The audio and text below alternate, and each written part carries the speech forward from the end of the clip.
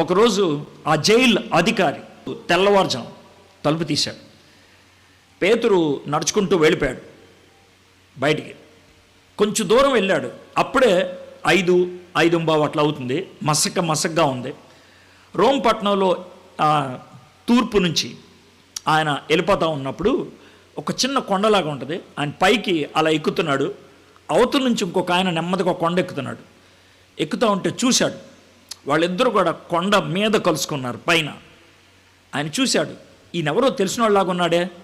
దగ్గరకు వచ్చేప్పటికే రూపం నెమ్మదిగా బయటపడుతూ ఉంది, పొగలోంచి బయటపడినట్టు గుర్తుపట్టేశాడు.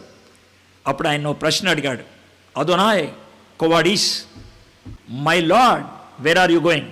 కోవాడీస్ వేర్ ఆర్ యు గోయింగ్ అని అడిగాడు. ఆ వచ్చేది ఎవరో కాదు, సాక్షాత్తు యేసుక్రీస్తు. ఆయన ఆ విధంగా చూశాడు. చూస్తే అడిగితే అవతల ఆయన అంటే యేసయ్య పేతురుకి జవాబు ఇచ్చాడు, రోమ్ పట్టణానికి వెళ్తున్నాను సిలువెక్కి మరొక్కసారి చచ్చిపోవడానికి. రోమ్ పట్టణానికి వెళ్తున్నాను సిలువెక్కి మరొక్కసారి చచ్చిపోవడానికి అంటే అప్పుడు సిగ్గేసింది ఆయనకి, పేతురికి. అప్పుడు అర్థమైంది, నేను జైల్లోంచి బయటకు వచ్చేది సువార్త కోసం కాదు, భయపడి పారిపోవటం అని.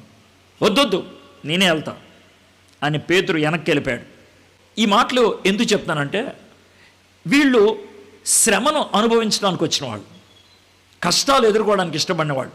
శ్రమలు లేని జీవితం నిజమైన క్రైస్తవం అంటే పేతురు పౌలు ఇద్దరు కూడా ఫెయిల్యూర్ అయినట్లే. Both are fail. ఎందుకంటే వాళ్ళు మార్టైర్స్గా చనిపోయారు.